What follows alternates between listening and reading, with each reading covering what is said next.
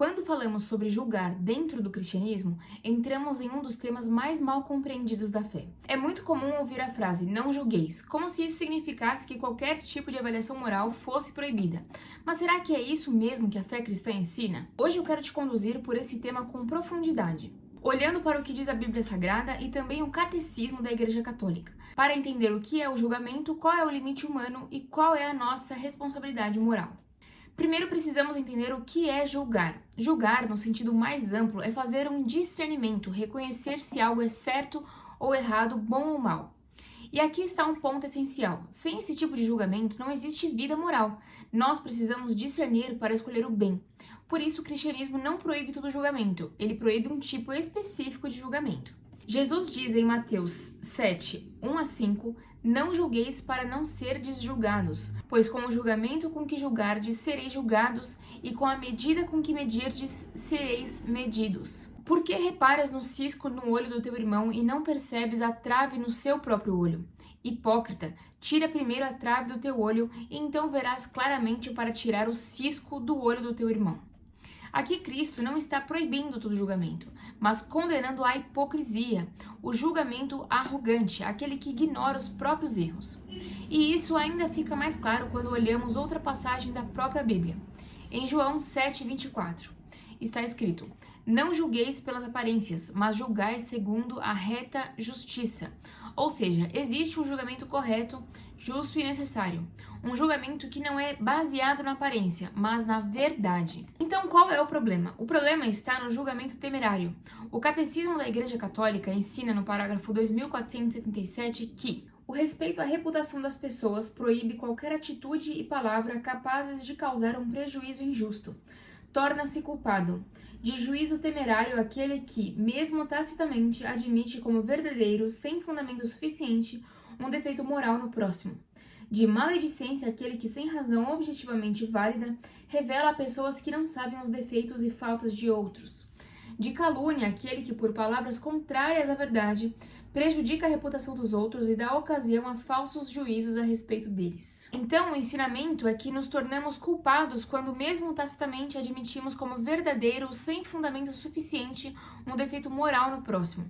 Em outras palavras, quando presumimos o mal no coração do outro sem realmente saber. E a própria Bíblia reforça esse limite. Em 1 Coríntios 4:5 lemos: não julgueis antes do tempo. O Senhor iluminará o que está escondido nas trevas e manifestará as intenções dos corações. Aqui está uma verdade profunda.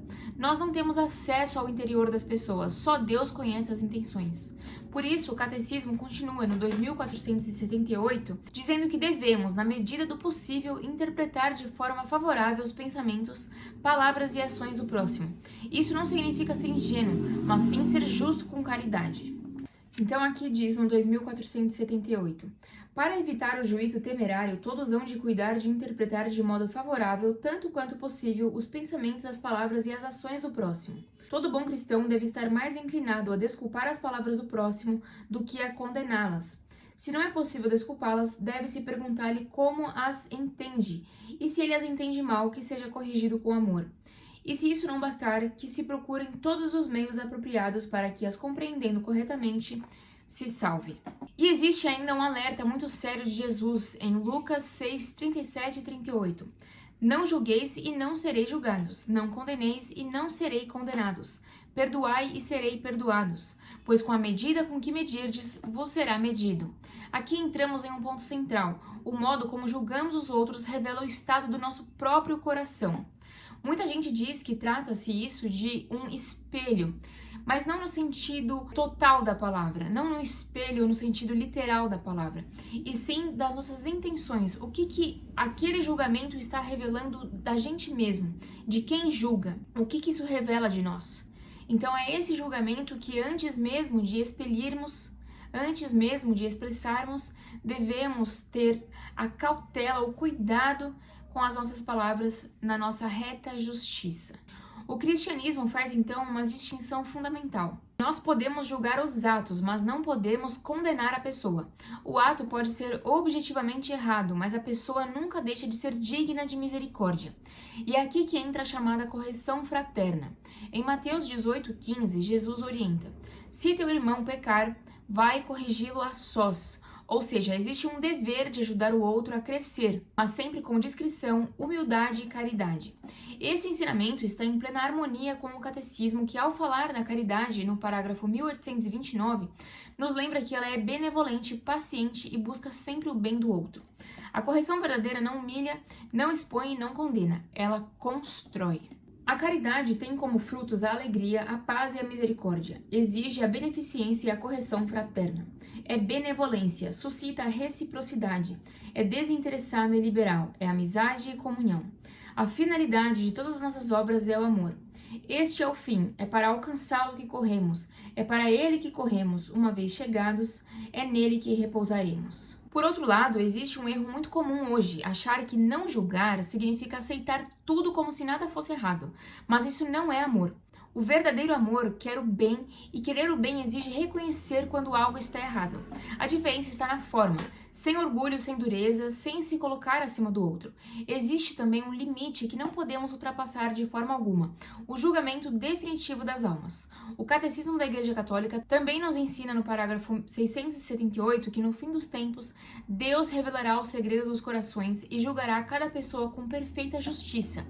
Esse julgamento pertence exclusivamente a ele. Para julgar os vivos e os mortos. Na linha dos profetas e de João Batista, Jesus anunciou em sua pregação o juízo do último dia. Serão então revelados a conduta de cada um e o segredo dos corações. Será também condenada a incredulidade culpada que fez pouco da graça oferecida por Deus.